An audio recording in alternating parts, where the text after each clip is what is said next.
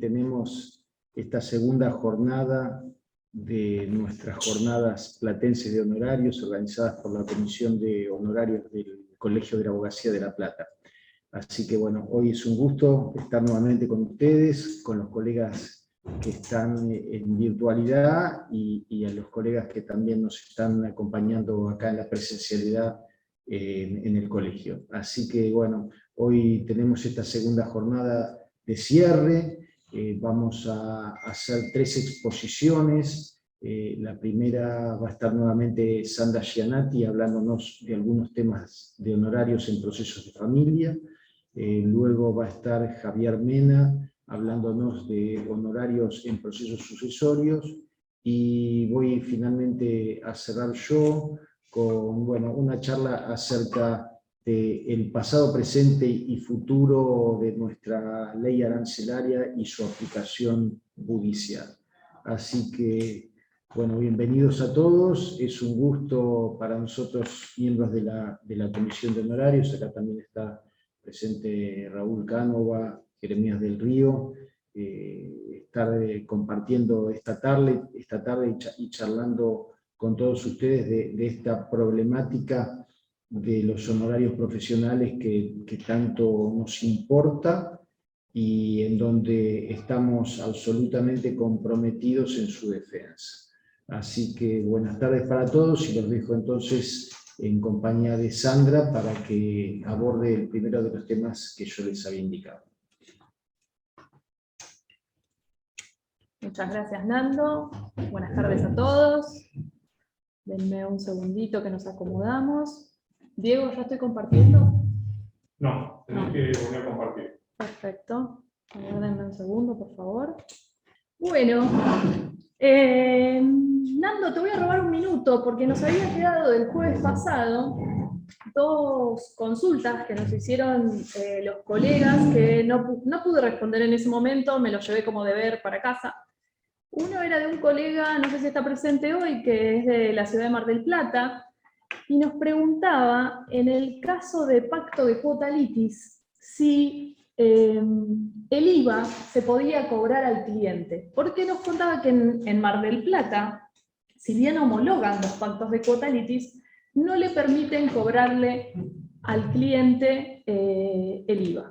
Entonces buscamos, lo comenté en la comisión de honorarios, y una colega muy amablemente me envió un fallo, y se los voy a leer, un extracto, un pedacito chiquitito, para darle respuesta a nuestro colega, que dice que debe adicionarse a los honorarios estipulados en el pacto de cuota litis, viene hablando del IVA, dado que se trata de un tributo indirecto al consumo, trasladable al sujeto pasivo de la obligación fiscal, es decir, a la persona que paga el precio del bien o del servicio gravado. Y también lo charlamos un poco en la comisión, para ver cuál era la postura de la comisión en relación al IVA en los pactos de cuota litis. Y más o menos nos pusimos de acuerdo que el IVA, el honorario más el IVA, no podrían superar el máximo o el tope establecido en la ley. Entonces, si en el caso del colega me parece que hablaba de pacto de cuota litis en el derecho laboral, en el derecho laboral sabemos que tenemos un límite del 20%, entonces, si el colega pactó un límite, un honorario en el pacto de cuota litis menor al 20%, y con el IVA no supera el 20%, podría cobrarlo. Ahora, si el colega pactó el 20%, en ese caso estaría superando el máximo de la ley, y desde nuestra postura, entonces en ese caso no podría cobrarle el IVA al cliente. ¿Sí? Bueno, espero haber respondido a la primera consulta. En relación a la segunda consulta, era una colega que nos preguntaba si en la ley de Capital Federal, en la ley de honorarios de Capital Federal, está permitido el pacto de cuota litis en los alimentos, y sí, busqué la ley de Capital, está permitido y tiene el mismo tope que la ley de provincia, que es el 20%. Así que bueno, con esto termino un poquito lo que habíamos charlado el jueves pasado, y arrancamos con honorarios en los procesos de familia. ¿Qué tema los honorarios en el proceso de familia? Últimamente en la comisión de honorarios estamos viendo muchas regulaciones de honorarios en menos de lo que dicta la ley, la 14967. Entonces yo quería remitirme un poquito a cómo fue el proceso de la regulación de honorarios, por ejemplo en el caso de divorcio, cuando no teníamos la 14967, cuando estábamos con el decreto, el 8904. Y si recuerdan, los honorarios eran 30 ius si el divorcio era por presentación conjunta, y 60 ius si el divorcio era contradictorio. No se dividían los ius, no dividían. Si estábamos en el caso de 60 ius, no dividían 30 ius para un colega y 30 ius para el otro, y si lo hacían por presentación conjunta, no dividían 15 ius y 15 ius los jueces. Y todos sabemos que la ley de honorarios, la 14967, viene a mejorar los honorarios de los letrados y de las letradas. Entonces, la interpretación que hoy hacen los jueces, que ya se viene haciendo hace unos años, desde que rige la ley, de dividir los 40 ius que en la actualidad tenemos como regulación de honorarios, no tiene un basamento ni en los principios de la ley, ni en la ley misma. Ni en la ley misma. Hemos hecho innumerables cantidades de dictámenes en este sentido. Los 40 ius se regulan, se tienen que regular por cada abogado que interviene en el proceso de divorcio. Si tenemos un divorcio patrocinado por un solo colega, que patrocina a las dos partes, ese sería el único caso que esos 40 ius se regulan para uno de los abogados porque es el único interviniente. Ahora, no importa si el divorcio lo inició una parte y después la otra parte se suma, se aviene al divorcio, después lo convierten a una presentación conjunta, el divorcio debe ser regulado en 40 ius para cada colega. Creo que todos los que estamos acá, o por lo menos los que transitamos un poco el derecho de familia, nos ha pasado que nos regulen 20 ius a cada uno. ¿Cómo evitamos esto? Y acá alguien se tiene que acordar del jueves pasado y de lo que charlamos. Si sabemos que la regulación va a ser costas por su orden en el divorcio, y si sabemos que son 40 ius de mínimo, presentemos el convenio de honorarios. Presentemos el convenio de honorarios junto con la demanda de divorcio. Problema solucionado. ¿Por qué vamos a estar discutiendo? ¿Por qué nos vamos a ir a la Cámara? Cuando tampoco sabemos si la Cámara nos va a dar la razón. Es más, yo diría que si nos cae en una de las cámaras estamos seguros que no nos van a dar la razón. Presentemos el convenio de honorarios, lo dijimos el jueves pasado. Tengámoslo como mecánica, presentar el convenio de honorarios en 40 ius en los divorcios. Bien, voy rápido hoy porque van a tener el placer de escuchar a mis colegas después que a mí y no les quiero robar tanto tiempo. Igualmente, si después queda alguna consulta, la respondemos. Ahora, ya dijimos cuál es la posición de la comisión en relación a la regulación del divorcio. ¿Qué hacemos con el convenio regulador? ¿Qué pasa con el convenio regulador? Porque ahí sí es tan disímil la forma de regular honorarios. Es completamente distinta cuando vamos de un juzgado a otro. ¿Qué hacen algunos jueces? Para no regular, vamos a suponer que el convenio regulador, que las partes llegaron a un acuerdo, ¿no? Y lo presentaron a homologar. Se puede regular como materias distintas, ¿sí? Vamos a suponer alimentos, el régimen de contacto, la división de los bienes, ¿sí? Y a cada uno tomar la regulación como si fuera una acción autónoma. Eso fue lo que pasó con el juzgado de familia número 2, en un divorcio que todos los conocerán, lo que pasa es que no conocemos el nombre, los autos, porque en familia sabemos que eso no se divulga. Pero sabemos que en el 2018 el juzgado de familia número 2 reguló un divorcio con una división de bienes, con un régimen de comunicación y alimentos, y estaba cerca de los 200 ius la regulación. El colega el mismo colega que patrocinó a una de las partes apela los honorarios por altos. ¿Qué tendría que haber hecho ahí el colega? Hubiese presentado un convenio de honorarios, ¿no? Porque si yo lo pacto antes con mi cliente, siempre en el límite de la ley, ¿no? O con los mínimos y los máximos, después no voy a tener que estar apelando. Cuando las costas son por su orden, vuelvo a repetir lo mismo. En familia tenemos un montón de casos donde las costas son por su orden.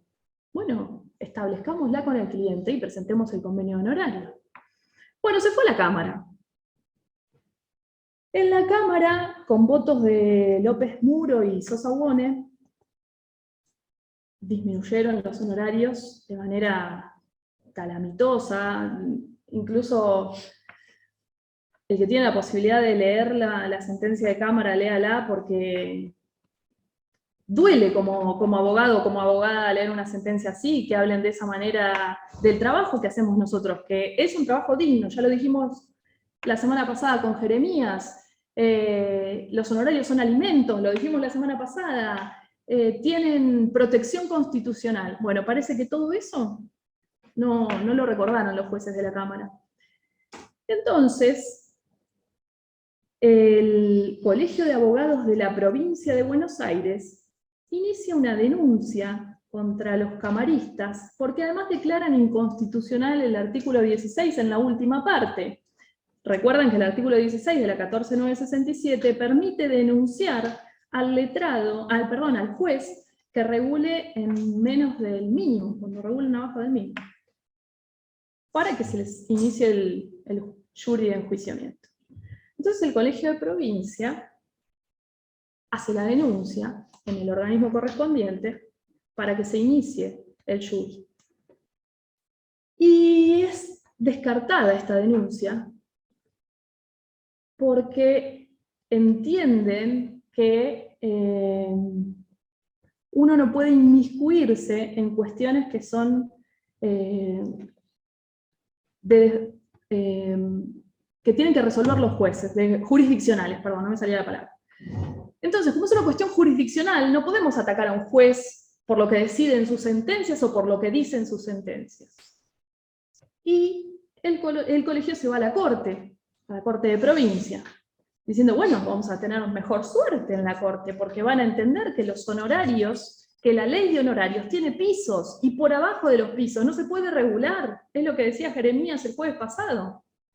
Bueno, parece que la corte no piensa igual que nosotros tampoco, y no hizo lugar al recurso de provincia y declaró inconstitucional la última parte del artículo 16, que nos permitía tener una defensa más cuando las regulaciones son por debajo del mínimo. Así que en este punto estamos. En este punto estamos en familia, en este punto estamos en la mayoría de los fueros. Por eso vuelvo a repetir, presentemos los convenios de honorarios o los pactos de cuota litis. ¿Qué solución podría haber encontrado el juez de familia número 2, que ya no está entre nosotros, pero cualquier juez al que le llegue un convenio donde las partes se pusieron de acuerdo, se presenta a homologar, un convenio regulador estoy hablando, ¿no? En el divorcio, ¿qué solución podrían haber encontrado?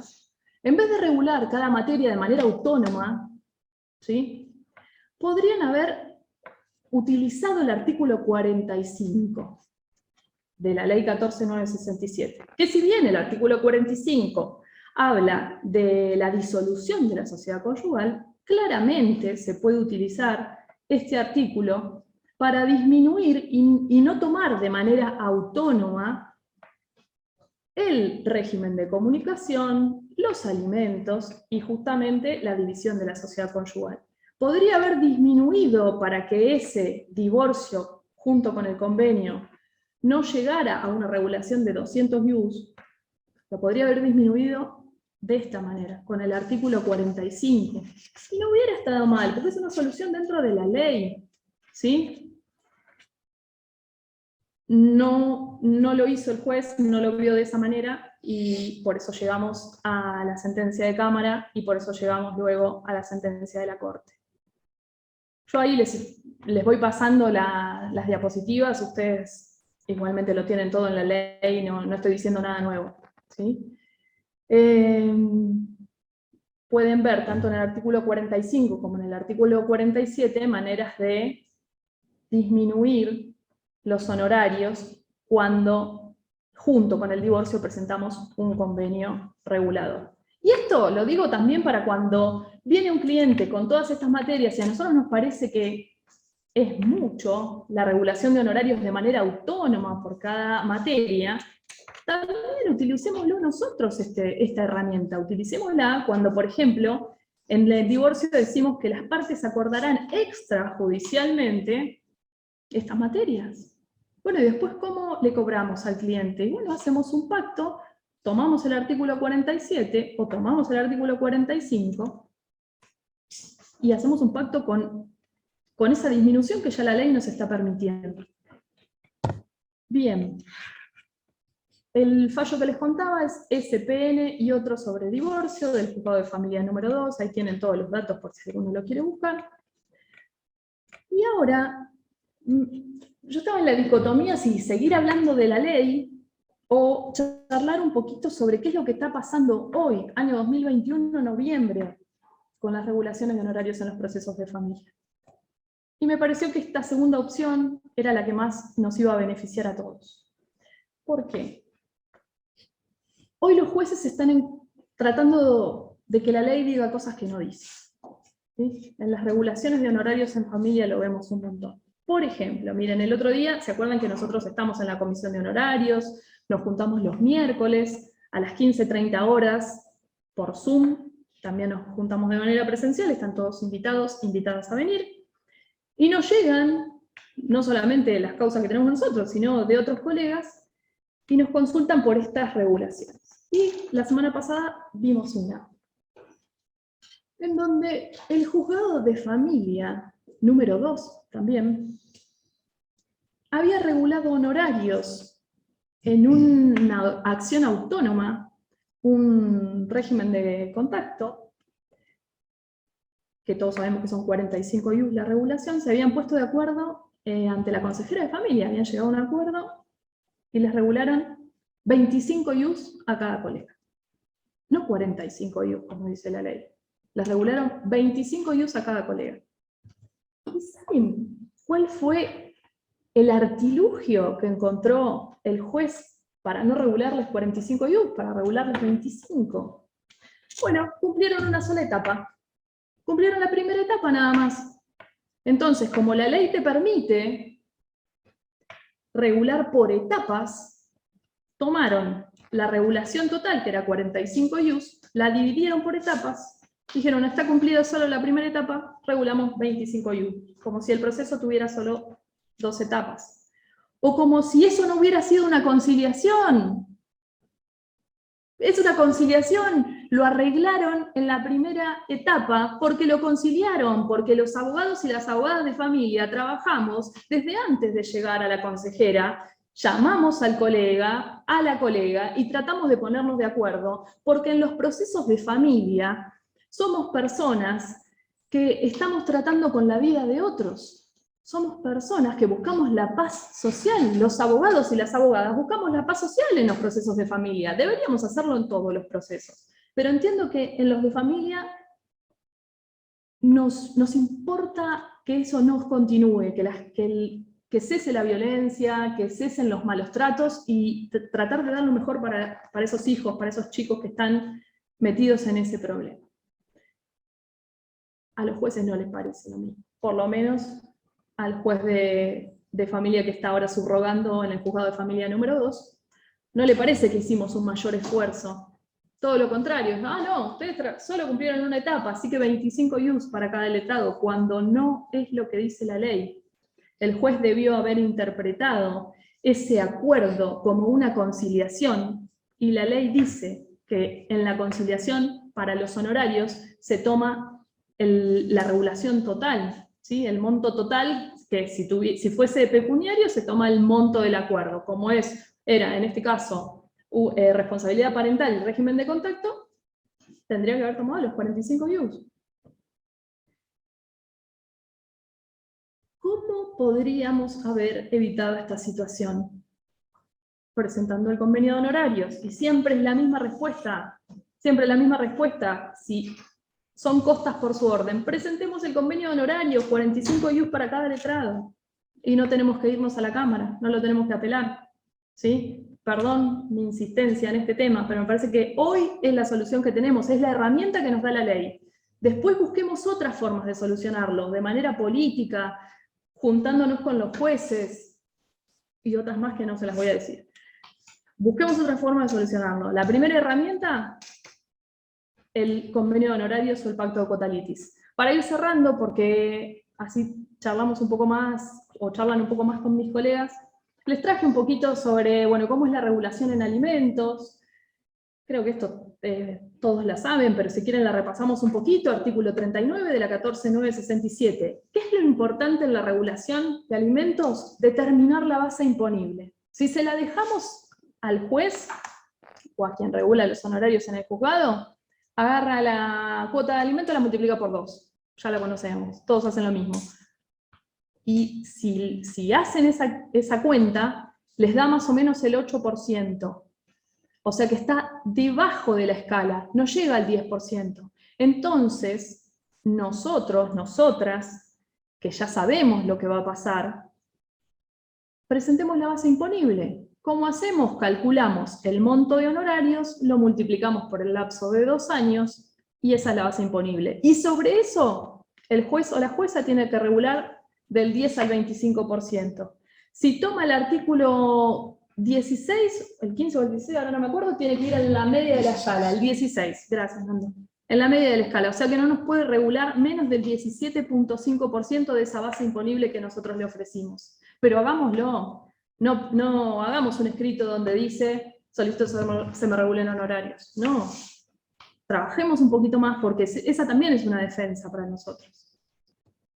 Bueno, creo que, bueno, en el incidente de aumento, disminución o cese de la cuota, también lo mismo, hay que aplicar la base imponible, hay que presentar la base imponible, que es la diferencia entre la cuota de alimentos que teníamos y la nueva cuota de alimentos, en más o en menos o en el cese. Esa diferencia la multiplicamos por 2 años. Esa es la base imponible, y luego se aplicará la escala, que la escala es mucho menor porque es la escala de los incidentes. Entonces reduce la escala del artículo 21 de un 10 a un 30%. Pero ojo, ¿qué tenemos que pedir acá? El mínimo. El mínimo son 8 IUs. Si la escala va a ser que se regulen honorarios en menos de 8 IUs, vamos a pedir que se aplique el artículo 39, el mínimo de 8 IUs. ¿Sí? ¿Está bien? ¿Estamos de acuerdo? Bueno, me encantaría seguir hablando y creo que a ustedes también, pero van a disfrutar muchísimo del colega que continúa a continuación y yo también. Así que lo vamos a escuchar a él. Gracias, Nando. Bueno, muchas gracias, Sandra. Vamos a dejar de compartir. Lo vamos entonces ahora a recibir a este colega que lo has presentado con tanta expectativa. Sí. Yo adhiero a esas palabras. No puedo dejar de compartir, Diego, ¿me ayudas?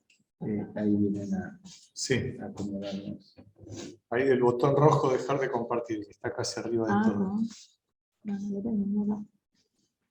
No. De ahí, ¿podés? Bueno, así que mientras tanto se va ubicando. Se acomoda Javier Mena, que se trata. Acá está llegando, ya lo van a ver. Aprovecho para saludar a Estela Dio Quiroga, que ahí la veo y estuve con ella. Estela, un gusto verte, una gran compañera de la comisión durante mucho tiempo, hoy está virtualmente acompañándonos. Bueno, acá ya lo tenemos a Javier, le damos la bienvenida, él va a hablar entonces de honorarios en procesos sucesorios, así que le damos la palabra. Sí, para acá también. Bueno, buenas tardes, mi nombre es Javier Mena, como presentó acá el doctor Valdés, y el tema que voy a tratar hoy va a ser una síntesis referida a los honorarios en los procesos sucesorios. Un poco retomando lo que venía hablando Sandra, de lo que es la base imponible importante para la regulación de honorarios, nosotros tenemos que hablar en los procesos sucesorios, o cuando nos vienen a ver en una sucesión, tenemos que pensar, porque hoy lo que ocurre con las sucesiones son que tenemos una suerte de licitación pública en varios estudios de la ciudad por un juicio sucesorio. Es decir, que para poder uno informar al potencial cliente cuáles serían los costos finales de un proceso sucesorio, de una sucesión, de acuerdo a los bienes que tiene, tendríamos que determinar la base imponible o qué es lo que vamos a plantearle como inquietud al cliente, y nosotros eso lo tenemos que conocer al momento de recepcionar por la primera visita de un potencial cliente de una sucesión. La ley en proceso, en la ley nuestra, la 14967, a los efectos de esa base imponible, toma como referencia un valor en bienes inmuebles que se habla de la evaluación fiscal más un índice corrector. Ese índice corrector conforma lo que sería una evaluación para el impuesto al acto determinado en la ley, fiscal. En realidad es la ley, el Código Fiscal lo establece solamente para los escribanos cuando habla de sellos. Ese es el único momento que se habla de impuesto al acto. Y también en el impuesto a la transmisión gratuita de bienes, pero eso ya lo confecciona directamente ARBA cuando se determina esa base imponible por la cual se tiene o no que tributar ese impuesto a la transmisión gratuita. O sea, son los únicos dos supuestos, y nosotros en la ley de honorarios lo tomamos como base para la regulación de honorarios, de nuestros honorarios. Normalmente el problema que tenemos los abogados con este tipo de determinación de valor es que no lo acompañamos cuando denunciamos el inmueble que corresponde a la sucesión. Pero yo ya me adelanté y lo que quería determinar un poquito era el valor de lo que tenemos que tomar en referencia para cuantificar los honorarios nuestros en un proceso sucesorio. Entonces, si nosotros tomamos ese valor de impuesto al acto, estamos hablando de que es una evaluación fiscal que ustedes la pueden obtener tranquilamente de la web de ARBA poniendo la partida del inmueble. Eso le va a dar solamente la evaluación fiscal, y en un ítem distinto le va a figurar la base imponible. La base imponible es otro valor distinto a la evaluación para el impuesto al acto. Lo que no tenemos que perder de vista es cuál es el valor. Entonces, nosotros si tenemos en la ley nuestra de honorario, que es la evaluación fiscal más el índice corrector, eso es el impuesto al acto. El impuesto al acto hoy, con la ley impositiva nueva, 2021, estamos hablando que es la evaluación fiscal más la aplicación de 1.43 en las propiedades, en las casas, o que tenga construcción o mejoras. Lo que el índice corrector 2.56% más, que eso representa un 156% más del valor fiscal. Es decir, en el caso de las propiedades, estamos hablando del impuesto al acto, un 43% más del valor fiscal, y en el caso de los campos o propiedades rurales sin mejoras, estamos hablando de un 156% más del valor fiscal. Eso es lo que nos van a determinar, es el punto, la base imponible para la regulación honoraria. Después, en la misma constancia que ustedes sacan de la web de ARBA, le figura la base imponible. Eso no es el impuesto al acto. La base imponible solamente se toma para calcular el impuesto inmobiliario. Y en ese supuesto es la evaluación fiscal más otro índice que se aplica para determinar esa evaluación, que en este caso no nos interesa, pero bueno, para que ustedes lo tengan como referencia, es 1.12% y 1.25% para el baldío. Pero bueno, es un valor que nosotros no lo tendríamos que tomar para ningún tipo de cuestión en la parte sucesoria. Es solamente para que lo sepan, los distintos tipos de evaluaciones que tenemos en las propiedades cuando vamos a denunciar. ¿Por qué lo digo esto en forma primaria? Es porque quiero que los abogados, nosotros sepamos cuál va a ser la base, el hecho imponible, y nos van a determinar después la regulación de honorarios. No puede ser, nosotros en el proceso sucesorio iniciamos la demanda, la ley anterior, la 8904, establecía las 3 etapas para regular honorarios, y teníamos la primera etapa del inicio de la sucesión, la segunda etapa, que era hasta la declaratoria de herederos, y una tercera etapa, que era la parte de la denuncia del inmueble, o de la denuncia del acervo hereditario del causante. En el caso de la 8903, lo que se establecieron fueron, en esas 3 etapas, 1/3 de regulación de lo que correspondía para cada una de las etapas. La ley nueva lo que estableció fue distintas etapas para regular honorarios. La dividió, si bien son 3 etapas, la dividió en la primera etapa de inicio de la sucesión, se va a regular un 25%, en la segunda etapa hasta la declaratoria el otro 25%, y cuando se denuncian las propiedades y el acervo sucesorio el 50%, diferente a los tercios que se establecía con la 8904. Y asimismo, la ley nueva lo que estableció fue una regulación posterior a cuando uno termina de denunciar todos los inmuebles dentro de la sucesión, que estableció hasta 1/3 más por los trámites de inscripción posteriores a la sucesión. Estamos hablando de inscripciones ya sea de la sociedad, de los vehículos, los autos, aún en los supuestos de que el juzgado sea el órgano encargado de remitir los oficios judiciales de inscripción al registro de la propiedad inmueble. Bueno, con ese cálculo, hoy lo que tenemos es los porcentajes establecidos en esas etapas. Ahora vamos a pasar a cuáles son los honorarios que nos corresponden, que nos regulen por cada una de esas etapas. Es decir, hoy tenemos en las sucesiones establecidos un porcentaje del 6 al 20% del valor fiscal con más el índice corrector. Eso es lo que establece el artículo 27. Entonces, una vez que nosotros determinamos eso, le arrimamos al juzgado todos los elementos completos, es decir, acompañamos informe de dominio, informe de actuaciones personales, y acá, cuando estamos haciendo esto, que tenemos que pagar la tasa de justicia, y a su vez acompañar la determinación de los valores, es donde nos tenemos que hacer las preguntas, ¿qué es lo que vamos a hacer?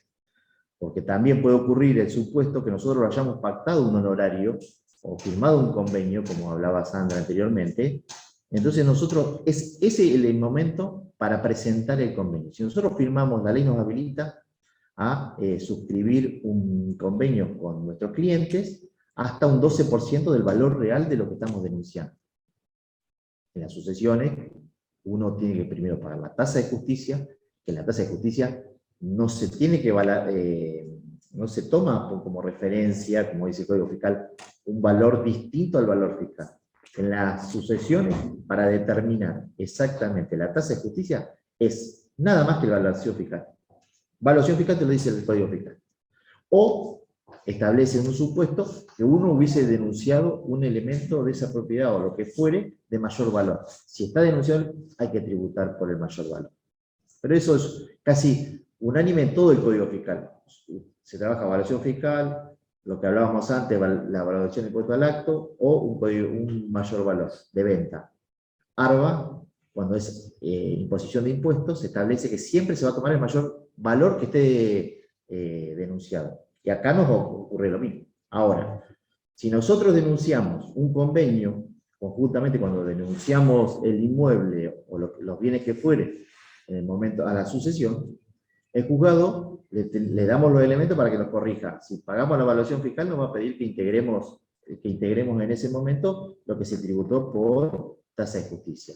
Y nos va a regular después seguramente los honorarios o los que fijamos en ese convenio por el valor real. Ahora, si nosotros con la evaluación fiscal en la tasa de justicia pagamos eso nada más, no decimos nada, nos guardamos el convenio que tenemos firmado por una tasación real. El juzgado no va a hacer una regulación distinta a los elementos que uno le acerca al juzgado. Es decir, si ustedes acompañaron la constancia de la evaluación fiscal emitida por ARBA Sistema Web, que solamente tiene 2 ítems, evaluación fiscal simple, sin ningún índice corrector, y después tiene la base imponible, que es solamente para el impuesto inmobiliario, y tiene una pequeña diferencia de 1.17%. Eso no lo va a tomar el juzgado y te va a regular el honorario de acuerdo a lo que ustedes, cada uno transmite es decir, se transmite el 50%, ¿por qué? Porque se transmitía una parte y la parte del heredero, del cónyuge supérstite, se descuenta, es decir, si fuera un bien. Se transmite, se regula y se paga por la parte que se transmite. Entonces, si nosotros lo hacemos de esa manera, el juzgado nos va a regular por la evaluación fiscal. Entonces, ¿cómo lo podemos corregir nosotros? Tenemos dos cuestiones. Una, Sandra ya la estableció, que era la primera que planteé recién, es denunciar el convenio, integrar la tasa, porque la tasa te la va a pedir, la tasa de justicia te va a pedir que la tributes sobre el valor que el convenio había fijado de los valores de los bienes, y se va a regular, el juzgado homologará directamente el convenio, y se regularán los honorarios pactados. Bueno, esa es la opción 1.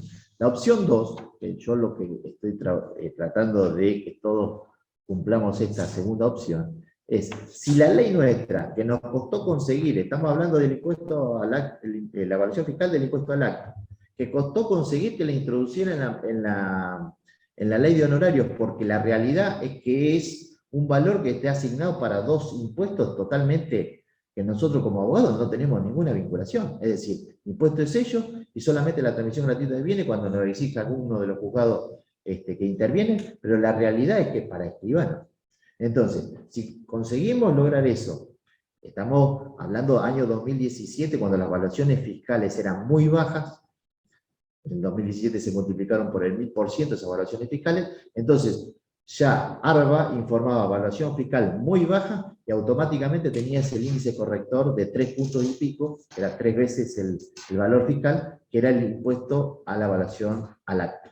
Entonces, nosotros en el 2017, cuando fue el tema de la ley, se logró incorporar ese valor de referencia para la regulación de honorarios. Entonces, ¿qué es lo que tenemos que hacer? Tratar de obtenerlo. ¿Cómo lo obtenemos? Dos maneras. Una, hay juzgados que hoy, cuando uno trata de denunciarlo y se va a usar los servicios de juzgado para la inscripción en los registros de la propiedad inmueble, te exigen un estado parcelario. Entonces, con el estado parcelario hecho por un agrimensor, más el informe de la cédula catastral, del certificado catastral, automáticamente están todos los valores, incluido el impuesto al acto. Y la otra versión, más económica, más rápida, es pedir una evaluación fiscal directa a ARBA. La evaluación fiscal se tributa y se pide, se paga 500 pesos, me parece que hoy está, se pide por el código, utilizando los mismos códigos que nosotros tenemos para tener acceso con el quit y la clave SIP a ARBA. Con eso obtienen rápidamente un resumen evaluatorio. En el resumen evaluatorio le van a aparecer las 3 evaluaciones que yo les decía. La base imponible, evaluación fiscal y evaluación impuesto al acto. Cuando lo acompañamos eso conjuntamente con los informes de dominio, informes de atribuciones personales, confeccionamos la declaración jurada patrimonial pagando la tasa y sobretasa de justicia, eso siempre se paga ahí, si solamente no se denunció ningún otro valor, por más que esté acompañada la evaluación fiscal del impuesto al acto, solamente se va a tributar por el valor fiscal. El valor fiscal que se tributa ahí está determinado también por qué se tributa, siempre dice por qué se tributa si ya tenés también la evaluación que estás pidiendo, la regulación de honorarios sobre esa nueva evaluación. Es que hay una ARBA estableció en la disposición normativa serie B 001 del año 2004, ahí se determinó para cómo se conformaban los valores. Y en el caso de los inmuebles, la evaluación es solamente la evaluación fiscal, salvo que se hubiera denunciado un mayor valor, te dice, pero que sea practicado por tasación. Entonces, solamente se va a pagar la tasa de justicia teniendo en cuenta la evaluación fiscal, sin ninguna observación a lo que es la evaluación del impuesto al acto. En ese mismo escrito que nosotros estamos acompañando eso, ahí citamos el artículo del 27 de la regulación de horarios para los abogados y solicitamos que especialmente se tenga en cuenta al juzgado, se tenga en cuenta la evaluación del impuesto al acto para la regulación de los honorarios. Tampoco le vamos a poner cuál es el código, el porcentaje que tiene regulación son del 6 al 20%, normalmente los juzgados acá en La Plata están regulando aproximadamente entre un 11 y un 12%, nunca valoran un poco más la actividad que genera la sucesión, porque hay sucesiones que realmente son por ahí más simples y otras que tienen otro tipo de complejidad, pero a los efectos de regular, yo nunca vi una regulación normal sin nada especial que la subieran más allá del 14-15%, que tranquilamente la podrían subir, porque estamos hablando de propiedades que los valores reales exceden absolutamente los valores fiscales, o valores del impuesto al acto está multiplicado, pero también siempre quedan totalmente desproporcionados, y eso lo que a nosotros nos hace es que nos bajan todos los honorarios, salvo que uno haya pactado un honorario real. Bueno, y otra cosa que quería advertir, para que tuvieran en cuenta al momento que reciben a un cliente, como para tener en cuenta la evaluación, los valores que le pueden regular en la sucesión, es que el tema de bien de familia, o lo que incorporó nuevamente la ley 14.967, que es el tema de cuando tenés una vivienda única. Y en esos supuestos hay 2 o 3 opciones que se pueden plantear. Es decir, uno cuando tiene la evaluación, el bien de familia, el mismo Código Civil lo establece en el artículo 1000, no me acuerdo ahora, pero ya se los paso, establece un máximo del 3% de honorarios para regular. Mientras que la ley nuestra lo que establece para la regulación de honorarios es, cuando es una vivienda única, un 6% de honorarios. Ahora bien, nosotros lo que podemos manifestar cuando nos encontramos con eso, que lo podemos advertir, pero nos tenemos que advertir pidiéndole el título de propiedad en el momento que pedimos el título de propiedad. O sea, nosotros pedimos el título de propiedad y también inclusive en algunos supuestos ese beneficio de bien de familia se pidió posteriormente. Entonces, a veces te das cuenta cuando ya estás pidiendo los informes de dominio, te viene la respuesta, ya pediste el valor para la tasa de justicia y te encontrás con esa sorpresa en ese momento. Entonces, lo que nosotros tenemos que hacer ahí, una vez recibido el informe mío, es, si no convenimos ningún honorario, citar al cliente y pactarlo antes de presentarlo. ¿Por qué? Porque vos ya sabés la respuesta que va a tener de los juzgados. El juzgado te va a regular el 3%, por más que digas inclusive que el bien de familia, en algunos supuestos nosotros lo planteamos y el juzgado no lo hizo lugar, porque el bien de familia lo van a absorber los costos esos, los beneficiarios de ese bien de familia, aun cuando la propiedad uno manifieste que ya ha perdido ese sentido porque la han recibido los herederos que van a disponer de ese bien y el sentido del bien protectorio de familia se perdió. Pero los juzgados, está el bien de familia puesto en el informe de dominio, renglón 3, no hay manera, es de cajón, eso de manual, básico. Por eso mismo digo que cuando nosotros tenemos que regular los honorarios, que pedíamos la regulación de honorarios, tenemos que tratar de llevarlo al juzgado en forma indicativa, tratando de achicarle un poquito el margen que pueden ellos tener, más allá de los porcentajes esos del 6 al 20% que ellos pueden regular, pero sí la base. Yo lo que digo es, tratemos de llevarle la base nosotros, ya sea, si no convenamos con un acuerdo, llevarle el acuerdo, si no tenemos un acuerdo, tratar de conseguir la evaluación fiscal del impuesto al acto, pedirla por ARBA, trabajar un poquito más, que un poco Sandra hoy lo planteó, trabajar en los elementos que nosotros le arrimamos al juzgado y no dejar solamente con un denuncio de la propiedad, solicito regulación del horario y pague tasa de justicia, evaluación fiscal para pagarlo menos. Y también otra cosa que nosotros a veces nos escondemos los convenios porque si nosotros lo presentamos, después nos van a regular honorario, nos van a homologar eso y vamos a tener mayoría de aporte y quizás nos pasemos de categoría.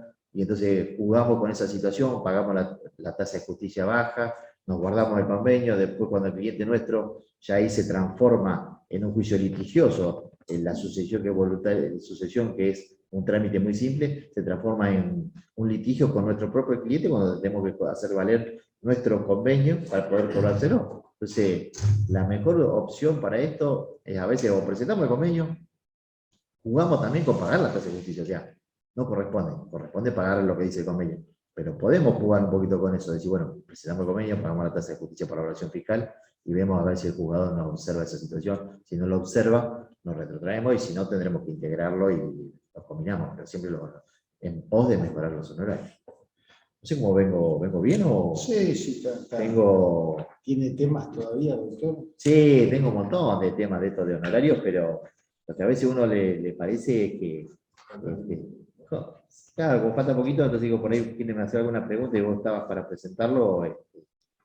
No, o sea, sí que, a ver, un temita que vinculado a lo que vos decís del bien de familia, ajá. es qué pasaría si el bien de familia obviamente estaba constituido a favor del causante y los herederos obviamente van a querer realizar ese bien. O sea, Claro. ¿de qué forma se podrían, No, ya que el bien de familia no está destinado a subsistir, de qué forma se podría manifestar para que la regulación no fuera, no fuera del de 3%. Lo que pasa es que, lamentablemente, los juzgados en general, no lo podés modificar. Yo lo intenté porque eso lo charlamos en la comisión de honorarios un día, qué alternativa teníamos para modificar esa situación. Y era manifestar en el escrito de cuando denunciamos la propiedad que si bien está el bien de familia constituido e informado en el informe de dominio que pide el registro, ya perdió el sentido, pero así todo, habiendo perdido la virtualidad, igual hay que seguir insistiendo, porque esto es una cuestión de que nosotros, en la medida que insistamos en modificar estas políticas que tienen los juzgados, es la única manera que tenemos de que nos modifiquen también los honorarios. La realidad es que no podrían regular el 3%. ¿Por qué? Porque ya perdió el sentido de ese bien de familia. Pero el juzgado, ¿qué te dice? Yo tengo el informe de dominio, vos tenés que levantarlo. Vos cancelame el bien de familia, levantalo, y ya estás en una... Volvemos a lo que se transforma en una litigiosidad con nuestros clientes cuando le estamos tratando de... Entonces, yo creo que lo más sencillo, cuando a vos te informa el registro, que es recién ahí cuando vos te vas a dar cuenta que hay un bien de familia, es citar a los clientes en ese momento y acomodar un poco mejor el honorario, porque vos ya sabés cantado que te va a tocar el 3%. Pero no tengo alternativa de modificar.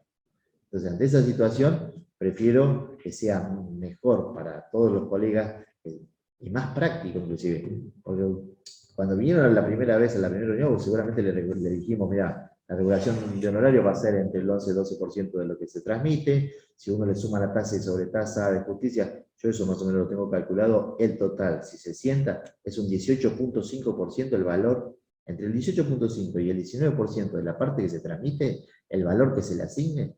Ese es el costo aproximado que tiene una sucesión de 0 a la hora de inscripción, sin los gastos de inscripción.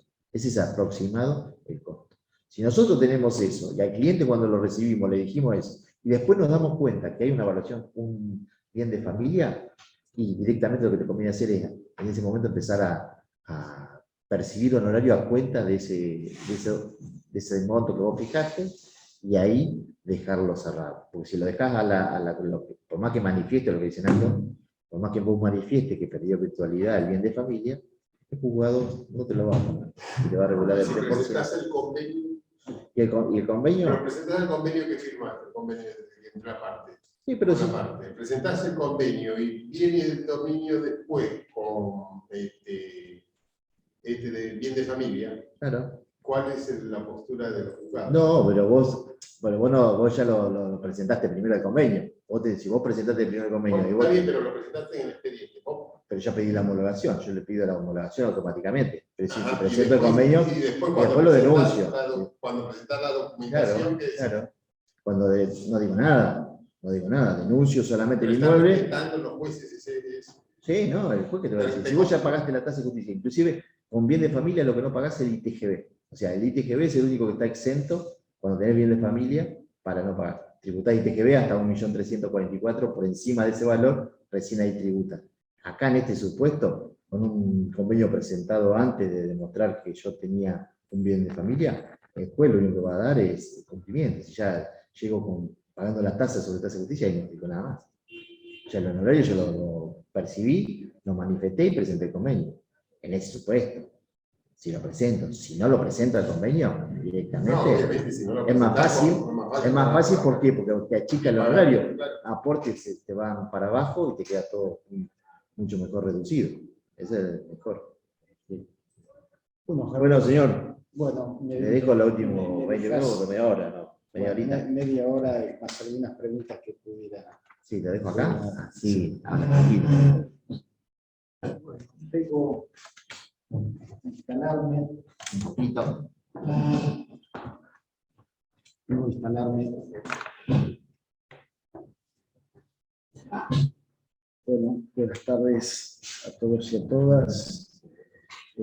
Me toca terminar con esta charla. La verdad que lo hago esta charla desde un punto de vista de un abogado preocupado por la realidad de los honorarios profesionales. La verdad que también estuve por trabajos de la comisión viendo un poco en esta idea de ver el presente de los honorarios, ver qué futuro pudieran tener, analizar también de dónde viene la cuestión de los honorarios o cómo vino en los últimos años. Y bueno, nos encontramos con una realidad que teníamos en el año 2017, al momento de salir la ley, que era una realidad que pensábamos que la ley arancelaria nueva iba a venir a modificar. Necesitábamos los abogados en ese entonces una nueva ley arancelaria que viniera a corregir una serie de problemas que habíamos encontrado en los años previos. Por eso siempre es importante recurrir a documentos de aquella época, y entre los documentos de aquella época encontramos los fundamentos de la ley 14.967, y fíjense lo que se señalaba en ese momento: la ley que remunera el trabajo del abogado debe ser perfeccionada, ampliándose algunos puntos no previstos o circunstancias que no existían a la fecha de su entrada en vigencia, para modificar cuestiones dudosas o que han dado lugar a interpretaciones contrarias al espíritu de la ley y consecuentemente disvaliosas para los abogados. Asimismo se decía: a fin de evitar interpretaciones que han llevado a establecer remuneraciones tan ínfimas que afectan gravemente el decoro y dignidad de los abogados, se ha previsto que, con prescindencia del contenido económico del asunto, la regulación de los profesionales de cada parte no podrán ser inferiores a 7 ius, cualquiera fuera su actividad y el órgano jurisdiccional de que se trate. En otro párrafo decía: las limitaciones establecidas en el proyecto a la discrecionalidad judicial obedecen a la necesidad de preservar el carácter tuitivo del régimen arancelario, evitando que las insuficientes retribuciones que constituyen moneda corriente, fíjense, evitando que las insuficientes retribuciones que constituyen moneda de la independencia de la actuación de los abogados, preserven su dignidad y trabajo profesional y salvaguarden el normal desenvolvimiento de los colegios y de la Caja de Previsión Social para Abogados, de conformidad con lo dispuesto por los artículos 40 y 41 de la Constitución Provincial. Asimismo, yo, en la parte del epílogo de un trabajo que realizaba, señalaba: mi deseo personal es que el paso del tiempo y la evolución jurisprudencial alrededor de la norma no trastoque los principios que han rodeado su elaboración, sanción y la forma que se ha dado una respuesta legal a una problemática que rodea el ejercicio profesional. Bueno, fui para atrás un poquito en el tiempo para demostrarle que hoy estamos en una situación muy similar a la que nos llevó a buscar una nueva ley que realmente revalorizara nuestro trabajo profesional. Lamentablemente, el pasado, como yo digo, el pasado ha vuelto a materializarse. Y la verdad que el brazo ejecutor de esta vuelta al pasado en las regulaciones de honorarios que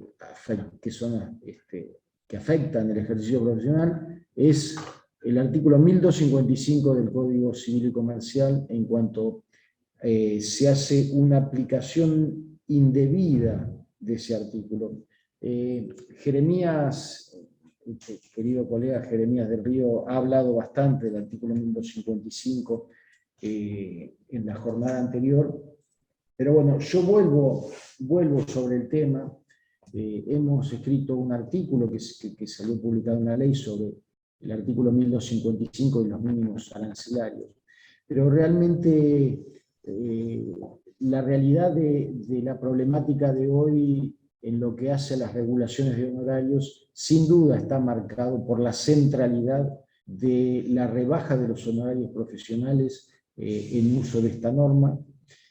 Y cuando digo que se trastocan los fines de la ley es porque encontramos sin duda una pugna, un choque. Ustedes recuerdan que en el artículo 1 de la ley, uno de los principios es aquel que en nuestra ley se consideraba como de aplicación exclusiva y excluyente en el ámbito de la provincia de Buenos Aires. Lo que quería hacer la ley sin duda era reivindicar la potestad de la provincia de Buenos Aires en legislar en materia de honorarios como una materia naturalmente conexa a lo que es la reglamentación de la profesión de abogados que está regulada en la ley 5177. Así como pasa con la ley de abogados y procuradores, hay otras profesiones liberales también que tienen su regulación normativa en la provincia de Buenos Aires y son realmente facultades que se ha reservado el gobierno provincial y no han sido delegadas al Poder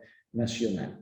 Entonces, con ese espíritu, la ley en el artículo 1 se atribuye esta facultad exclusiva y excluyente, pero lo que no ha quitado que normas provenientes de otros ordenamientos jurídicos vengan a colisionar con nuestro sistema arancelario y de forma tal que aparece esta situación de análisis de estas situaciones concretas, una de las cuales no es la única, no es la única exclusiva, es el artículo 1255. Y en el análisis del artículo 1255, la finalidad que tiene la norma es resguardar una situación de equidad cuando se entiende que hay una desproporción entre la tarea profesional y la retribución que corresponde al colega de acuerdo al ordenamiento arancelario local. Entonces, para corregir esa situación que pudiera considerarse desproporcionada, irrazonable, se les otorga a los jueces la facultad de reducir equitativamente esos honorarios. Bien, hasta ahí podemos decir que no debería suscitarse inconvenientes en la medida que vayamos por el carril y por el camino de lo razonable y de lo realmente equitativo.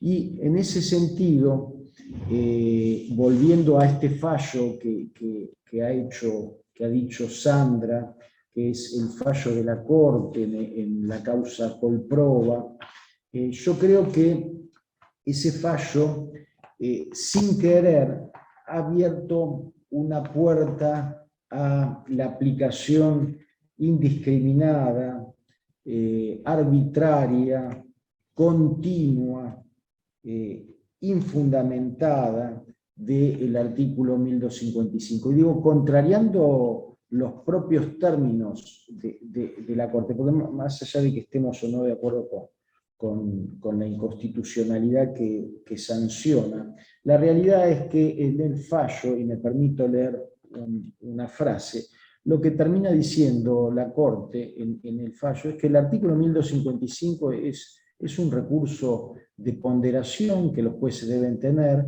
pero tiene naturaleza absolutamente excepcional. Fíjense este párrafo, donde dice: el apartamiento del umbral arancelario constituye, por cierto, un arbitrio que debe emplearse ante situaciones marcadamente singulares. Situaciones marcadamente singulares. Es decir, la aplicación de esta idea de que podemos ir o perforar los mínimos legales es una situación excepcional, es una situación singular. Entonces, ¿en qué casos podemos ir? Bueno, por eso decíamos en el artículo con Jeremías que en coincidencia con esto es una situación también de ponderación absolutamente excepcional, porque el artículo 1255 tiene naturalmente una valla que es el mínimo legal. El mínimo legal es la valla natural para la reducción de los honorarios sobre la base del artículo 1255. Ahora, si queremos ir por debajo de eso, tenemos que dar fundadas razones, razones poderosas, razones justificantes, que no resultan suficientes con la mera invocación del artículo. La mera invocación del artículo. Lamentablemente nosotros en la comisión estamos conviviendo a diario con regulaciones que violan el orden público arancelario. Y el orden público arancelario subsiste por más que se haya decretado una inconstitucionalidad parcial a los últimos párrafos del artículo 18.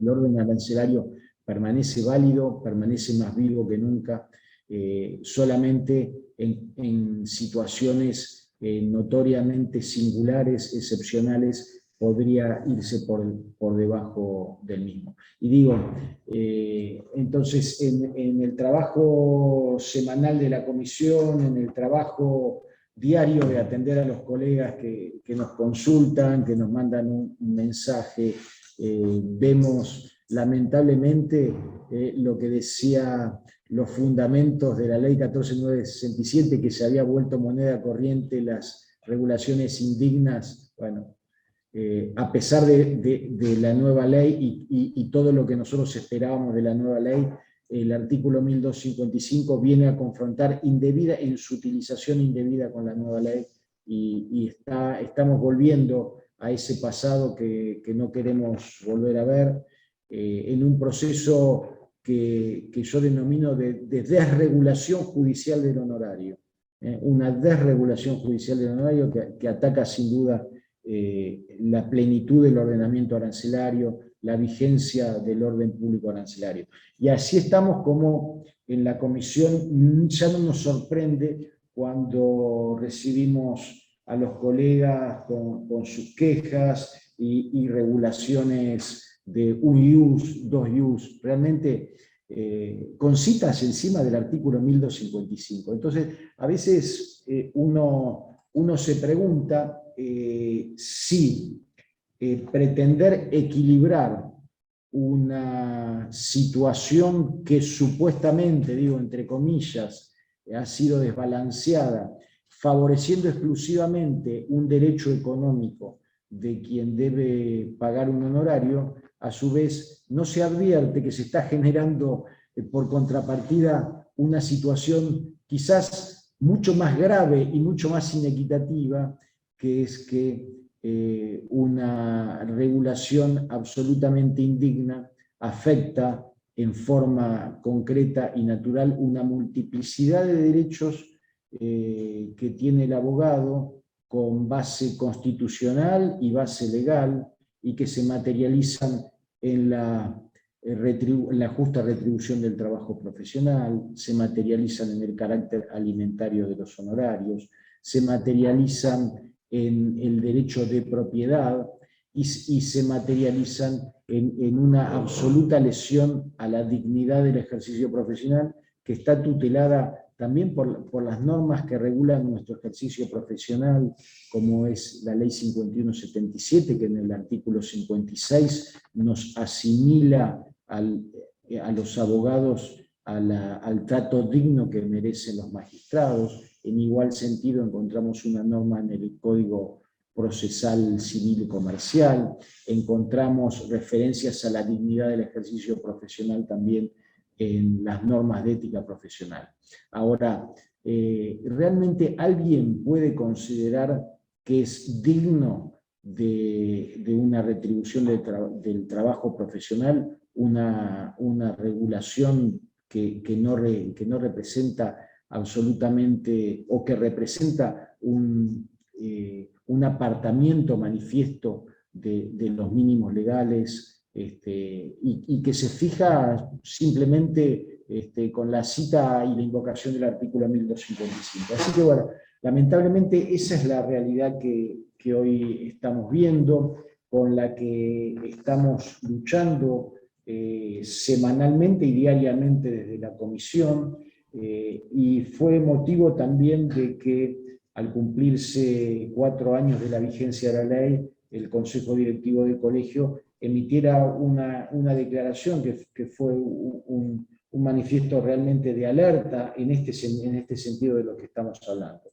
El peligro que corre el orden arancelario a través de su desconocimiento por una aplicación indebida de una norma extrasistémica del ordenamiento arancelario. Y en este trabajo que nosotros hacemos,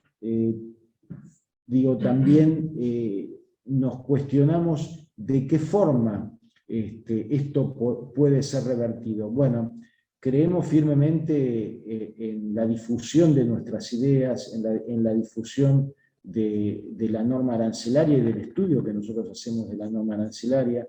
Creemos también que el colegio debe llevar una política pública de defensa del honorario, y también creemos, y en esto estamos trabajando, y me gustaría comentarlo con ustedes, en la creación de un observatorio de seguimiento de la ley 14967, que fue trabajado desde nuestra comisión de honorarios, y bueno, fue presentado ese proyecto al Consejo Directivo, y el Consejo Directivo de nuestro colegio en el día de ayer resolvió aprobarlo. Así que bueno, una nueva herramienta que nosotros vamos a desplegar desde la Comisión en Defensa de nuestros honorarios es la tarea de este observatorio. Un observatorio que va a tener por función monitorear cómo vienen las situaciones de cumplimiento de la norma, con distintos puntos de problemática que nosotros advertimos a través de un catálogo que nosotros estamos viendo que tiene un patrón de habitualidad, ¿no es cierto? Entonces, la idea es entonces, a partir de que lo podamos poner en marcha, fue aprobado en la noche de ayer este observatorio en el marco del Consejo Directivo, es poder visibilizar todas estas situaciones que realmente, lejos de generar equidad en la retribución profesional, generan injusticias. Así que bueno, vamos a viabilizarlo a través de esta forma. El colega Jeremías del Río va a ser nuestro director del observatorio, que va a funcionar en el marco de nuestra comisión de honorarios. Y quería señalarles algunas de las temáticas sobre las que vamos a hacer un trabajo puntual.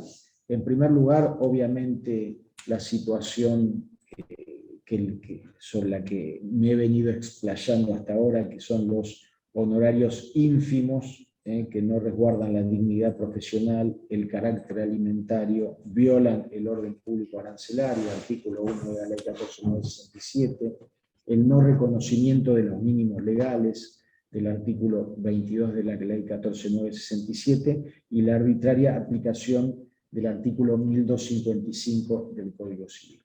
Y uno de los puntos que hace referencia, y que en esto del no reconocimiento de los mínimos legales, está la habitualidad del no reconocimiento del piso mínimo de los 7 ius arancelarios que establece el artículo 22. Y quería hacerle un poco un raconto de la situación del artículo 22, porque es uno de los temas con el que frecuentemente convivimos. Recuerden que el artículo 22 del decreto ley 8904 había establecido que el mínimo estaba constituido por 4 ius arancelarios.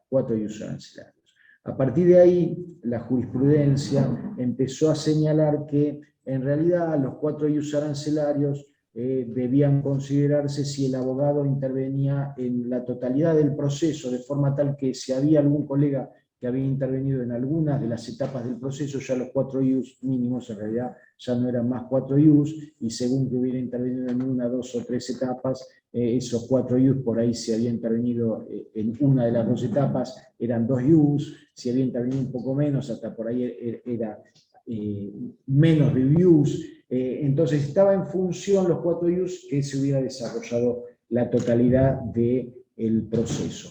Por otro lado, la otra, digamos, forma de corroer esos 4 IUs mínimos eran considerar los procesos de menor cuantía, de forma tal que si el proceso era de menor cuantía y los 4 IUs de alguna forma se entendían que afectaban más del 33% del valor del proceso, se entendía que estábamos en presencia de un honorario confiscatorio, entonces los 4 IUs tampoco seguían siendo 4 IUs. Precisamente estas dos situaciones jurisprudenciales que eran distorsivas del artículo del mínimo de los 4 IUs son las que vino a reparar el nuevo artículo 22, ¿no es cierto? El nuevo artículo 22, donde los 4 IUs pasan a ser 7, y donde a los fines de evitar esta idea de la confiscatoriedad, cuando representaba más del 33% del valor del pleito, el artículo 22 comienza precisamente, fíjense, para corregir eso, diciendo que es con prescindencia del contenido económico del asunto. O sea, empieza por ahí.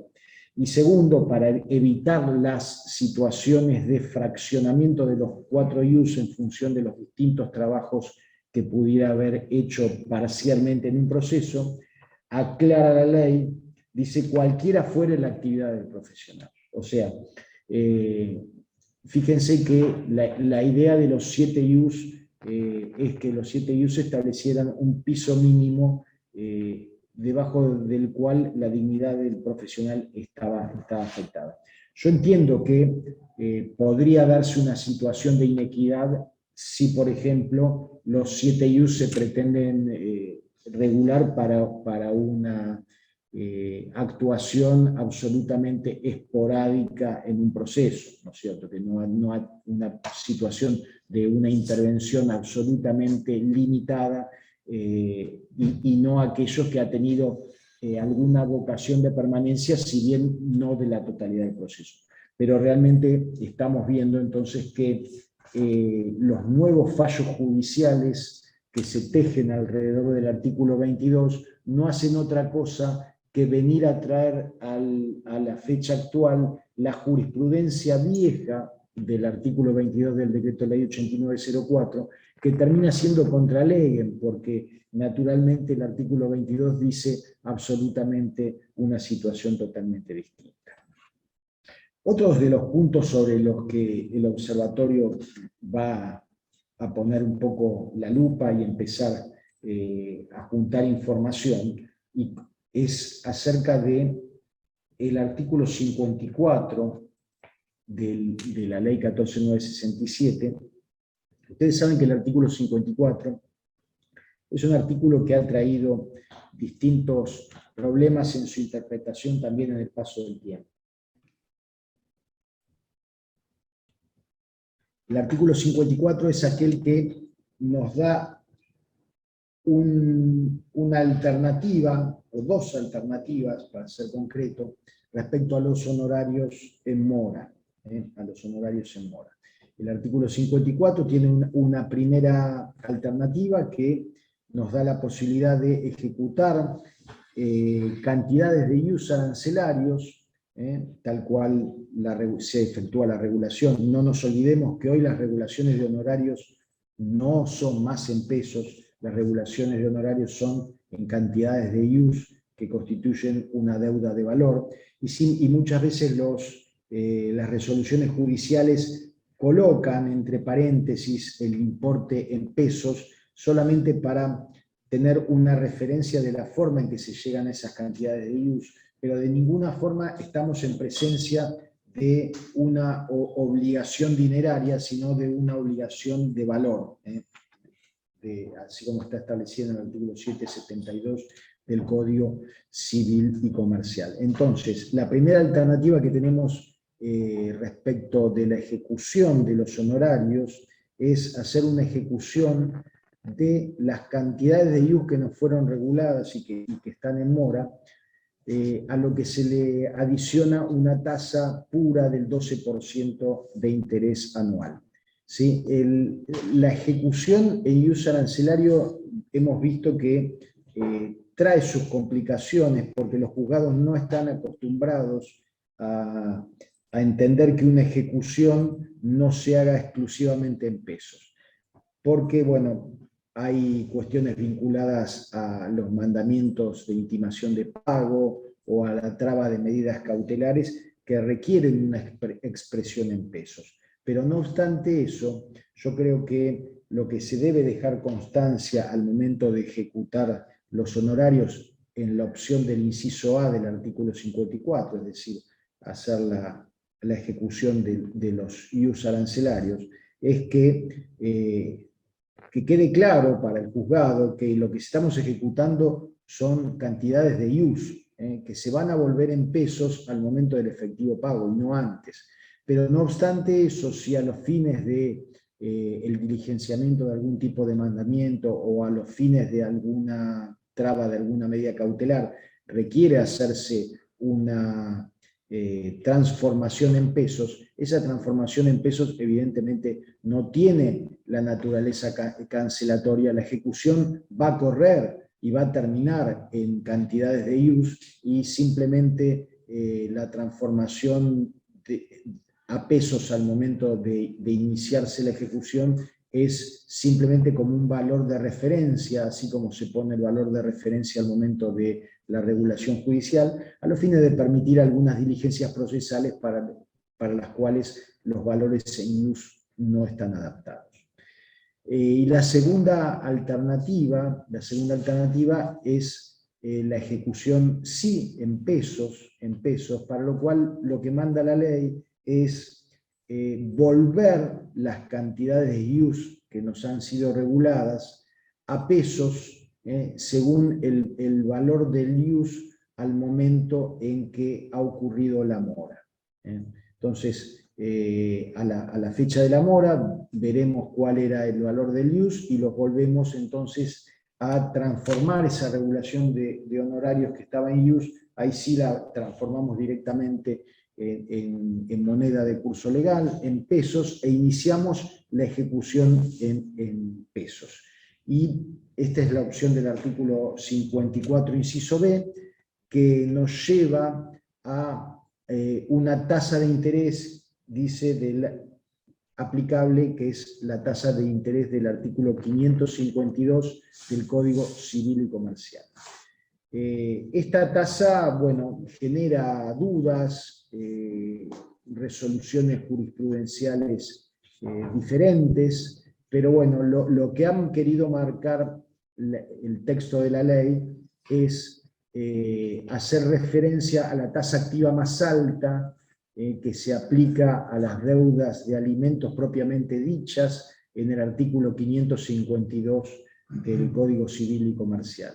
De ahí que haciendo esa asimilación del honorario a un crédito de naturaleza alimentario, no alimentario propiamente dicho, pero sí de naturaleza alimentario, ha recurrido a este artículo 552 para fijar la tasa activa más alta como medio de ajustar el honorario profesional. Así que existen esas dos vías de ejecución. Sin duda, en las veces que nosotros desde la comisión habíamos hecho los cómputos de cuál opción era más beneficiosa para el colega, en general combinada la ejecución en pesos más una tasa activa, aunque no fuera la más alta, una tasa activa en general estaba dando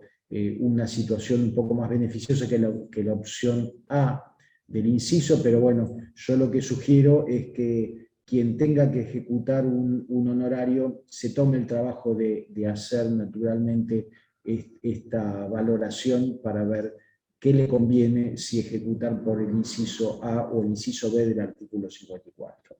Y volviendo al tema del inciso B y de la tasa activa más alta, bueno, la cuestión, sin duda, lo que vino a buscar esta nueva norma es tratar de salir de la jurisprudencia de la Suprema Corte de la Provincia de Buenos Aires, que había marcado a partir del fallo Isla en el año 2015, que a los honorarios en mora se le aplicaba la tasa pasiva de interés, ¿no es cierto? En general, las tasas pasivas de plazo fijo digital, que es la tasa pasiva más alta. Entonces, para salir de la jurisprudencia esa de la Corte, que lo había decretado inconstitucional a la tasa activa que marcaba el artículo 54, inciso B, en la versión del decreto ley 8904, y mandaba la tasa pasiva en el fallo Isla. Entonces se buscó recurrir a esta tasa del artículo 552 del Código Civil y Comercial, presumiendo naturalmente que al ser una tasa reconocida por una ley fondal, la Corte no conceptuaría que estaríamos en presencia de una tasa de naturaleza inconstitucional. A pesar de que el Código Civil entró en vigencia también en el año 2015, pero un poco después del fallo Isla, si bien las cámaras departamentales hicieron lugar a las ejecuciones sobre la base del artículo 54, inciso B, sobre la base de que el nuevo Código Civil y Comercial preveía las tasas activas en el artículo 552, la jurisprudencia de la Corte mantuvo silencio respecto al artículo 552 y siguió el camino del fallo Islas en numerosos antecedentes posteriores. Y bueno, y así fue como llegamos entonces al año 2017, una nueva ley de honorarios, con un texto del artículo 54, inciso B, que nos lleva a la tasa activa más alta conforme al artículo 552 del Código Civil y Comercial, y esta norma fue en general bien recepcionada por las cámaras de apelaciones, que reconocieron su validez, si bien en algunos casos pusieron un límite, o digamos hicieron alguna morigeración a la tasa activa más alta en función de las facultades judiciales de morigerarla, y en algunos casos dijeron, bueno, sí está bien, corresponde la tasa activa más alta, pero en realidad debería morigerarse y no podría superar la tasa activa de operaciones de descuento a 30 días. Así estaba la situación hasta que a fines del año pasado, por una cuestión que no tiene que ver con un análisis de la ley 14967, sino un recurso que interpuso la Caja de Previsión para Abogados por un tema de intereses sobre aportes de CAO anteriores a la vigencia de la ley 14967, pero ingresó como un agravio la Caja, tratando de justificar el porqué de la tasa activa, diciendo, no, las tasas activas corresponden aplicarlas, en la ley 14967, el artículo 54, inciso B, está recogido ese criterio, y lo usó como fundamento. Y bueno, y la Corte contesta en el fallo Mascali de diciembre del año pasado, en un anticipo de lo que podríamos decir va a ser lo que va a decir cuando tenga la oportunidad de expedirse sobre nuestro artículo 54, inciso B, y dice algo así como lo siguiente, que sin perjuicio de las limitaciones y reparos que podrían existir al momento de tener que aplicarse por remisión del artículo 54, inciso B de la ley 14967, el artículo 552, lo concreto es que en lo que refiere al caso, la sanción de la nueva ley arancelaria no ha importado una innovación que permita apartarse de la doctrina elaborada por este tribunal y que fuera reseñada, dado que la tasa de interés prevista en el artículo 54, inciso B, debe considerarse, al igual que su antecesora, la que estaba en el decreto ley 8904, reñida con las normas que prohíben los mecanismos de actualización monetaria y por lo tanto inaplicable en la especie. En definitiva, lo que nos está diciendo la Corte en este fallo Mascali es, cuando tenga que juzgar el artículo 54, inciso B, de la ley 14.967, voy a decir lo mismo que dije cuando analicé el artículo 54, inciso B del decreto ley 8904, y es el contenido en definitiva del fallo Isla, tasa pasiva, plazo fijo digital. Bueno, por ahora la Corte no lo ha dicho en términos concretos, no hay doctrina legal a mi criterio sobre el nuevo 54 inciso B.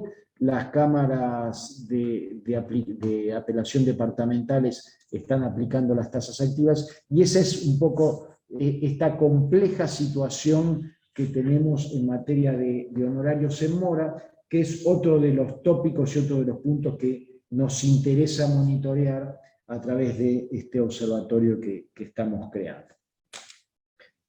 Otro de los puntos es la problemática que ha referido Sandra, que la ha referido en temas de divorcios, que es la distribución de los honorarios de los letrados peticionantes de un divorcio, distribuyendo un honorario que ya de por sí es mínimo, que en ningún caso la ley, no hay ningún supuesto contemplado en la ley que establezca un honorario mínimo a distribuir entre distintos abogados. Esa es la realidad de la jurisprudencia de la Cámara en materia de divorcio y en algunos otros tipos de procesos de familia. Así que, sin duda, estamos atentos sobre esa situación y será motivo también del análisis y estudio por parte del observatorio. Otra de las cuestiones problemáticas, y esto también lo enlazamos con el artículo 1255, es la carencia de los autos regulatorios, de los requisitos concretos que establece el artículo 15. El artículo 15 vino a tratar de darle fundamentación y razonabilidad a los autos regulatorios, de forma tal que exige que los autos regulatorios sean fundados bajo pena de nulidad. Evidentemente la aplicación irrestricta del artículo 1255 no abastece, claramente no abastece, porque yo creo que resulta imposible en una regulación de dos use decir que se está debidamente justificado con criterios de equidad. La verdad que la equidad, desde el punto de vista del profesional, está absolutamente violada. Bueno, la debida fundamentación de los autos regulatorios, que establece el artículo 15, la necesidad del artículo 15 que establece que en los autos regulatorios se establezca cuál ha sido la participación del letrado dentro de las etapas procesales, bueno, toda la merituación que establece las pautas del artículo 16, mucho de eso se incumple, y bueno, también será objeto de análisis por parte del observatorio. Otra de las situaciones que nosotros esto realmente lo analizamos ya desde el inicio allá por el año 2017, cuando empezó la vigencia de la ley, nosotros nos expresamos por el criterio de la aplicación inmediata de la norma frente a otra jurisprudencia que mantiene la ultraactividad del decreto ley 8904, abonado por el fallo Morcillo de la Corte, y tal es esa situación que hoy ya han pasado 4 años y todavía tenemos en muchos casos regulaciones de honorarios bajo una norma derogada hace más de 4 años, derogada hace más de 4 años. Y así seguirá viviendo por este criterio de la ultraactividad con el que nosotros nos desconformamos porque creímos desde un primer momento en la aplicación inmediata de la ley arancelaria. Otra de las cuestiones problemáticas es el tema de los honorarios provisorios.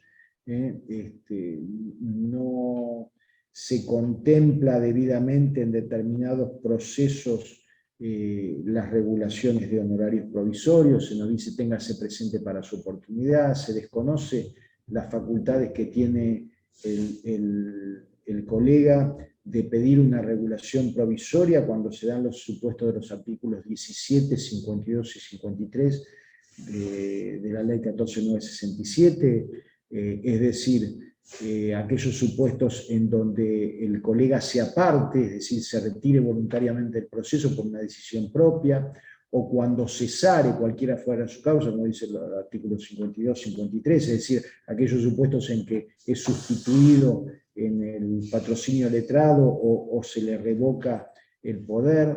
En esos casos el colega tiene derecho a una regulación provisoria. El artículo 17 habla en el mínimo del arancel, y también existe otro supuesto que puede ser utilizado también en los procesos sucesorios, que muchas veces los procesos sucesorios quedan detenidos porque los clientes llegan hasta la etapa de la declaratoria de herederos y muchas veces por una cuestión de falta de dinero para poder concluir el trámite, el expediente queda paralizado por largo tiempo y el colega queda con su honorario absolutamente diferido. Entonces, el artículo 17 también contempla la posibilidad de que se regulen honorarios provisorios cuando el proceso está detenido, sin actividad procesal por un término de más de un año, por causas que son ajenas a la voluntad del profesional. Así que fíjense que los honorarios provisorios es un elemento que tampoco está debidamente ni usado ni aplicado por los tribunales, y a eso se suma una situación que, si bien no está del todo clara, y hace a los honorarios provisorios, se refiere a la situación de aquel profesional que ni se aparta ni lo cesan, que es aquel profesional que continúa en el proceso en un trámite normal, si tiene también derecho, porque esta situación no está más, antes en la norma anterior estaba en el artículo 17, ahora no está más en el artículo 17, pero ¿qué pasa con ese profesional que se mantiene en un proceso, no tiene un convenio de honorarios? ¿Puede o no puede pedir una regulación provisoria en función del avance de las etapas procesales del artículo 28? A mi criterio, del juego armónico de algunas normas de la ley, esto es claramente posible. Para eso tengan en cuenta que en el artículo 2, el segundo párrafo, habla de que los honorarios de los abogados y procuradores serán regulados por etapas o por instancias, o sea, que el cumplimiento de una etapa o una instancia podría dar lugar a que el propio profesional que se mantiene en el proceso, que el proceso no está detenido, pueda de todas formas pedir una regulación judicial por las etapas cumplidas, y esto se corrobora con la primera parte del artículo 8, donde se establece que el profesional podrá solicitar regulación de honorarios de acuerdo al arancel en cualquier estado del juicio. En cualquier estado del juicio. Con lo cual, fíjense que esta posibilidad de pedir regulaciones como antes estaban expresamente en el artículo 17, hoy la podemos deducir lógicamente y racionalmente del juego armónico de otras normas de la ley arancelaria. Y otro de los puntos sobre los que vamos a trabajar también son que en esto hemos estado trabajando desde la comisión conjuntamente con la comisión del registro de abogados del niño, niña y adolescente, también con la problemática de los honorarios abogados del niño, niña y adolescente. Ustedes saben que el colegio tiene el manejo del registro, y a pedido tanto para procesos judiciales y o administrativos, a los niños, niñas y adolescentes se les puede designar un abogado, considerando que los niños, niñas y adolescentes, conforme a la ley y a las convenciones internacionales, son sujetos de derecho, son parte en aquellos procesos en los que se debaten o discuten sus derechos. Así que, bueno, los honorarios de abogados de niños, niñas y adolescentes es una nueva problemática que tenemos, que estamos abordando conjuntamente con la Comisión del Registro. Recientemente hubo una regulación en donde a un abogado del niño, niña y adolescente le redujeron de 20 ius arancelarios a 4 en la Cámara, en una regulación absolutamente sin ningún tipo de fundamento, sin siquiera apontocarse en el artículo 1255, de forma tal que ahora vamos a estar acompañando en un recurso extraordinario que fue aprobado ayer por el Consejo Directivo a esta situación, una situación que tiene algunas características especiales. No nos olvidemos que el abogado del niño es tan abogado como cualquier otra parte procesal, ¿no es cierto? Porque el niño, niña y adolescente es parte del proceso. Entonces, el abogado del niño, niña y adolescente tiene tantos derechos arancelarios como cualquier otro letrado de la provincia de Buenos Aires. No tiene una regulación, una norma específica, una regulación especial. Así que, bueno, estaremos acompañando a través de ese recurso a la colega, y bueno, seguiremos monitoreando también estos aspectos. Y naturalmente otras de las cuestiones que son sensibles son los honorarios de los defensores y asesores ad hoc ante la justicia de paz, donde en muchos juzgados de paz estamos viendo también estas regulaciones ínfimas. Ustedes saben que por acordada de la Corte, los honorarios pueden ir de 2 a 8, pero realmente, bueno, los honorarios de los defensores y asesores ad hoc están atravesando también una situación difícil que va a ser otro de los puntos de nuestro observatorio. Y así como en el observatorio trataremos de sacar conclusiones periódicas acerca de la aplicación de la norma, también querremos resaltar aquello que realmente sea rescatable y resaltable en lo que resulta la aplicación de la ley 14967, por la que venimos luchando desde la comisión desde hace tanto tiempo. Así que, bueno, con esto estoy cerrando estas nuevas jornadas platenses que hemos hecho desde el Colegio de Abogados de La Plata. De nuevo les estoy cursando a todos la invitación para aquellos que quieran acercarse a la comisión, ya sea para participar, serán absolutamente bienvenidos, o porque tengan alguna necesidad y quieran tener una opinión de esta comisión. Así que las reuniones son los miércoles a las 15:30, puede ser en forma presencial, deben inscribirse a través de la página del colegio, o si no también puede ser por Zoom. Son actividades semipresenciales, nos pueden escribir por cualquier circunstancia a nuestra casilla de correo, que es honorarios@calp.org.ar. Así que, bueno, no sé si hay algún tipo de pregunta. Vamos a ver.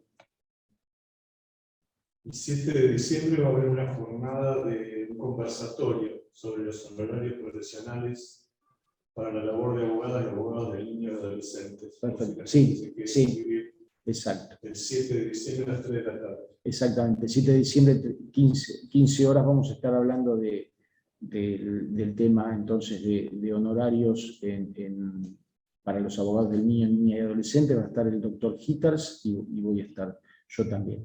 Acá en el chat hacen referencia al tema de esta problemática de los defensores oficiales y asesores ad hoc ante la justicia de paz, así que claramente es una problemática que seguimos tratando y seguimos analizando, y hemos acompañado a algunos colegas en aquellas regulaciones realmente que han ido por debajo incluso de los mínimos del acordado. Bueno, nada más. Muchas gracias a todos y a todas, y bueno, un saludo y los esperamos en la próxima oportunidad. Hasta luego.